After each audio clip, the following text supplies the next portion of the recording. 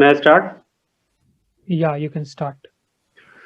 जब आजाद भारत के किसान बिचौलियों के व्यापारिक गुलामी की जंजीरों में बंधे हों, डिजिटल दुनिया में तकनीकी और नवाचार की मार झेल रहे हों और आर्थिक संकट के बादल उन पर हर मौसम मंडराते हों, तब जरूरी था एक ऐसा कानून जिनमें 21वीं सदी के किसानों की आशाएं, अपेक्षाएं और जरूरतें उस कानून के केंद्र हों और देश की अर्थव्यवस्था विकासोन्मुख।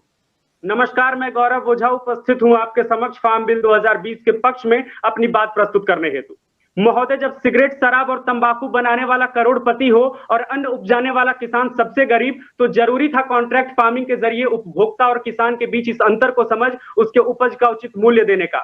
महोदय, इस बिल के तीनों कानूनों का समग्र अध्ययन करें तो कृषि क्षेत्र का एक ऐसा मनोरम दृश्य हमारे सामने आता है जहां अनुच्छेद 19 को सार्थकता देते हुए व्यापार की स्वतंत्रता से कृषक वैश्विक बाजारों के साथ कदम ताल कर रहे हैं, जहां भ्रष्टाचार, सुस्त संस्थाओं और राज्य सरकारों के कर बंधन से मुक्त होकर कृषक ई ट्रेडिंग का इस्तेमाल कर रहे हैं, जहां आगामी पीढ़ी कृषि क्षेत्र में नवाचार और शोध को पुनर्जीवित कर आधुनिकीकरण को बढ़ावा दे रही है और जहां भंडारण के जरिए भारत का किसान तैयार है भविष्य में किसी आपातकाल की स्थिति में अन्न आपूर्ति की संकट से निपटने को, जहां सरकारें, पूंजीपति, नौकरशाह, व्यापारी वर्ग सब स्वागत कर रहे हैं एक देश से कृषि बाजार का।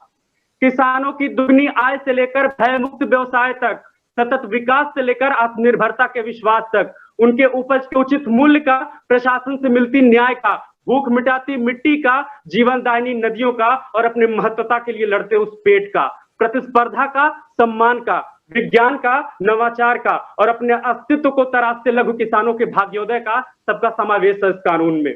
बहरहाल मैं अभी काफी ओपोनेंट्स का तर्क सुन रहा था, वे सभी इस कानून की कमियों को एपीएमसी और एमएसपी की गलियारे में ढूंढने की कोशिश कर रहे हैं, सब बेबुनियाद तथ्य और गुमराही की राह देख रहे हैं और आज के कातिल दंगों से, दरारों से, लहू से और लोहे से आज की तारीख लिखते जा रहे हैं।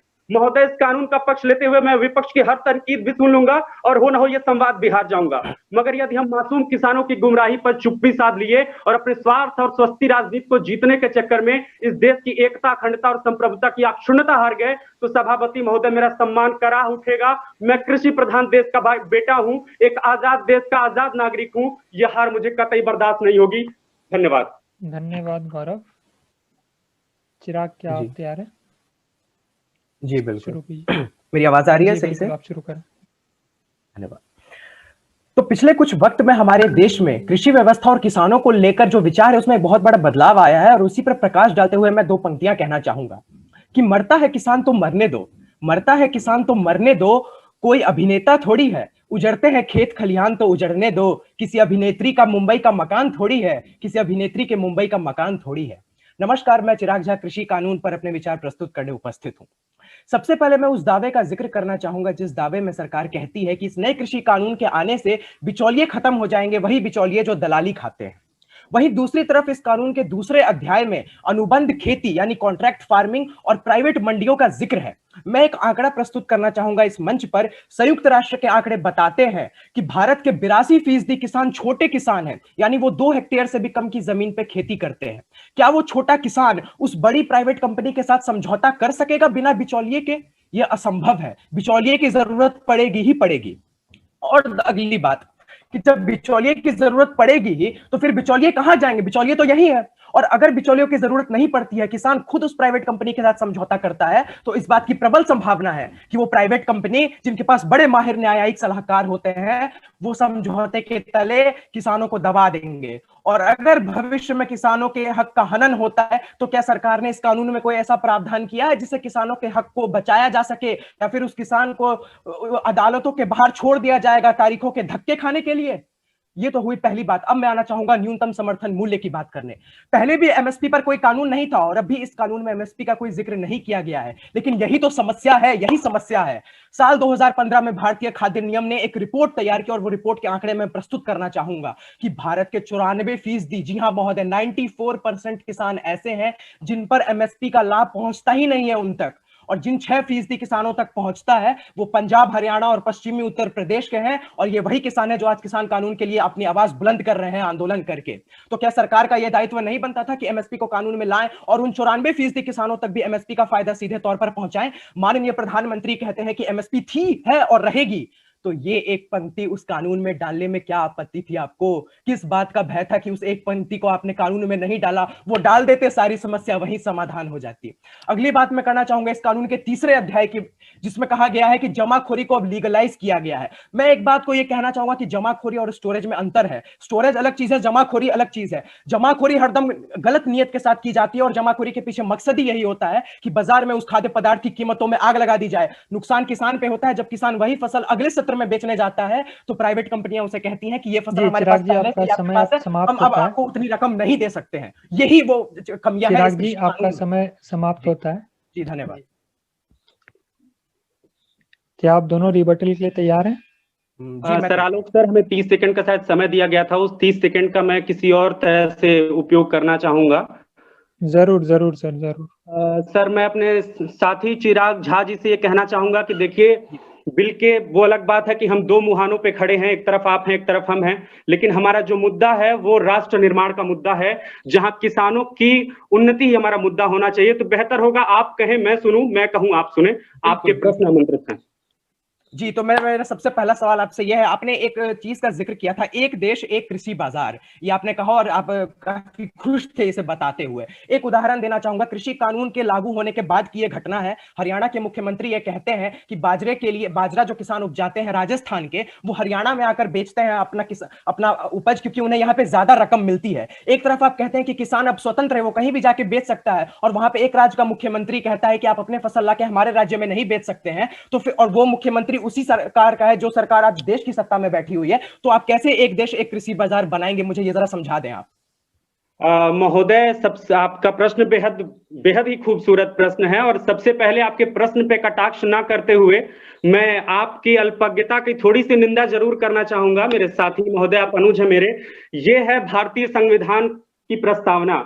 आपने शुरुआत की कि किसान मरता है तो मरने दो। महोदय, हम उस देश के नागरिक हैं जिस देश के संसद रात के 2-2 बजे तक रात तक चलती है, और जिस देश की प्रस्तावना में लिखा है कि हम लोकतांत्रिक, हम संप्रभु हैं और हम समाजवादी हैं। हम कैसे किसानों को छोड़ सकते हैं महोदय? आपने ये बहुत गलत तथ्य। और जहां तक बात एक देश कृषि बाजार का है महोदय, आप देख रहे होंगे वैश्वीकरण के इस युग में जहां पूरा देश एक धुरी पे नाच रहा है, जहां पूरा देश एक बाजार पे काम कर रहा है, जहां ना तोप है ना तलवार है, सिर्फ और सिर्फ एक बाजार है महोदय। नहीं, तोप और तलवार पे मत जाइए, संविधान पर रहिए। आप जिस संविधान को हाथ में पकड़ रहे हैं उसी संविधान को तार तार करके इस कृषि कानून को संसद से पास कराया गया था, विपक्ष से बहस भी नहीं की गई थी, और उसी संविधान को आज आप हाथ में पकड़ रहे हैं और हमें संविधान का पाठ पढ़ा रहे हैं। जब आप कृषि कानून बना रहे थे तब आपका संविधान कहाँ गया था?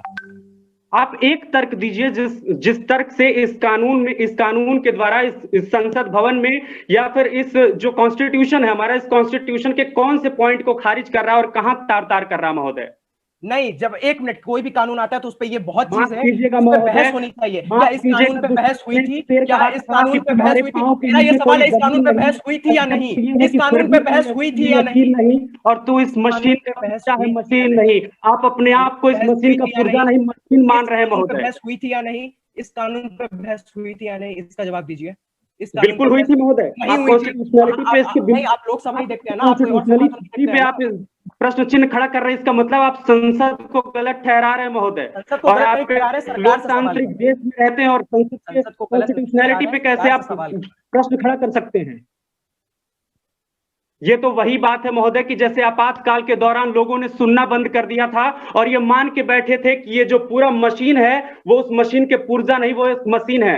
महोदय, ये बहुत गलत बात है। आप संविधान का सवाल नहीं उठा सकते। और जहां तक बात रह गई महोदय, आपने कोर्ट का जिक्र किया कि कोर्ट को हटा दिया जाएगा। आप एक बहुत ही प्रचलित मूवी है इस समय कागज उठा के देखिए, जहां पे एक किसान, एक छोटा आदमी पूरा जीवन खपा देता है और उसके कागज में वो मृत आदमी जीवित नहीं हो पाता है। उस कोर्ट से आप ये उम्मीद करते हैं जहां लाखों लाख पेंडिंग है, वहां पे आप ये उम्मीद करते हैं कि किसान जाएगा। कॉन्ट्रैक्ट फार्मिंग में बिचौलिए नहीं आएंगे? कॉन्ट्रैक्ट फार्मिंग में बिचौलिए नहीं आएंगे? कॉन्ट्रैक्ट फार्मिंग में बिचौलिए आएंगे, लेकिन वो एग्रीगेटर्स होंगे। और एग्रीगेटर्स इस बिल में साफ साफ कहा गया है कि वो ऐसे एग्रीगेटर्स होंगे, वो ऐसे एग्रीगेटर्स होंगे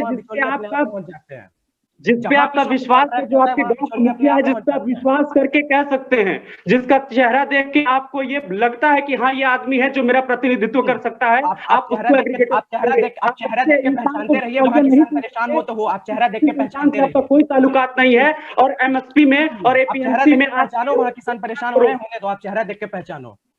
कभी कभी कपड़े देख के पहचानो, कभी चेहरा देख के पहचानो, किसान परेशान हो रहा है होने दो।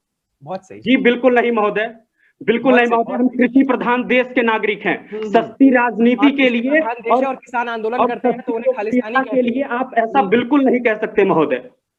कृषि प्रधान देश है और किसान आंदोलन करे तो आतंकवादी और खालिस्तानी। मेरा एक प्रश्न आपसे है कि दूध का 8 लाख करोड़ का टर्नओवर है, तो आप दूध पे एमएसपी क्यों नहीं बांटते?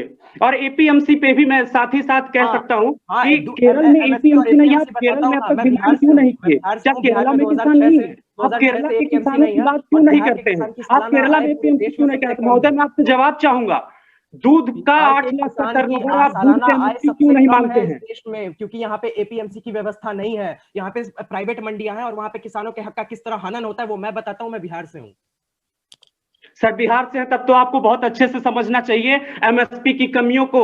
जो 6-7% लोग जो इसका लाभ पाते हैं वो बिहार के फार्मर्स नहीं है, वो तथाकथित राज्यों से ताल्लुकात रखते हैं। और महोदय, मुझे ऐसा लगता है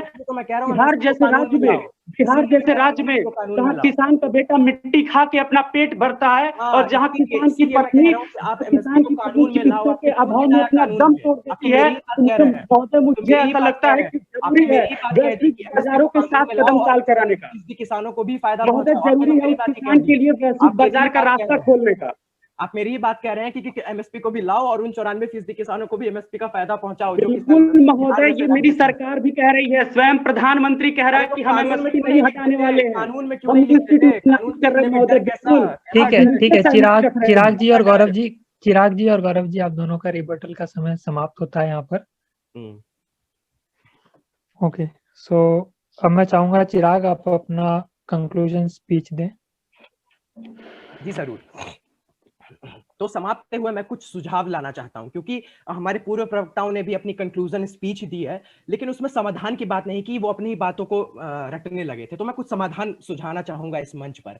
पहला कि अगर एमएसपी को लेकर किसानों में ये बात है, अगर सरकार के बड़े बड़े मंत्री लेकर प्रधानमंत्री तक कहते हैं कि एमएसपी थी है रहेगी, तो एक पंक्ति की बात है, लिख दीजिए ना कानून में, क्या आपत्ति है? एक पंक्ति की बात है, यही पंक्ति है, वो जो प्रधानमंत्री कहते हैं वो कानून में लिख दीजिए। दूसरी बात, कॉन्ट्रैक्ट फार्मिंग में प्राइवेट कंपनियां आएंगी, अगर किसान के हक का हनन होता है, बेचारा किसान अदालत के धक्के खाता रहेगा क्या? एक राज्य स्तर पर या जिला स्तर पर एक न्यायिक प्रक्रिया बना दीजिए ना, जिससे किसान की कोई भी समस्या हो तो वहां जाके वो शिकायत दर्ज करवाए और 30 दिन में उसका समाधान आ जाए, किसान भी खुश। और अगली बात, जमाखोरी की जाती है, जमाखोरी से परेशान होते हैं आम आदमी भी, किसान नहीं आम आदमी भी परेशान होंगे, महंगाई बढ़ेगी, हमारी जेब पे असर पड़ेगा, हम लोग मिडिल क्लास आदमी है, महंगाई की मार हम पे पड़ेगी और किसान पे महंगाई वो मार पड़ेगी वो अलग। तो जमाखोरी में अमेंडमेंट कर दीजिए इस बिल में ना।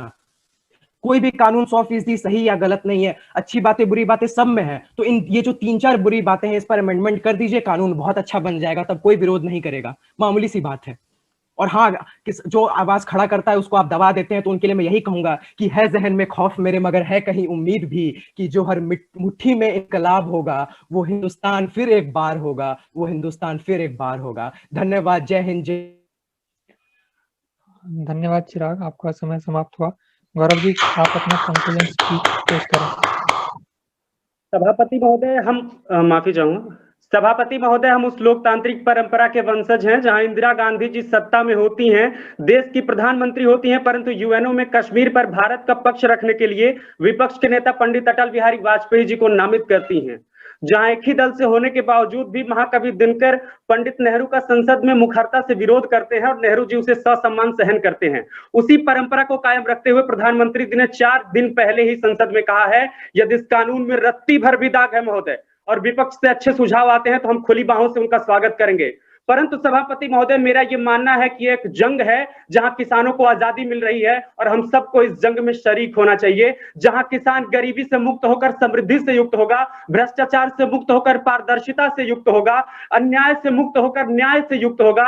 हमें सचेत होना चाहिए महोदय, जहां हम इकबाल लिखते और हमें तभी गर्व कर पाएंगे कि सारे जहां से अच्छा हिंदोस्तां हमारा, हम बुलबुले हैं इसके, ये गुलिस्तां हमारा। धन्यवाद।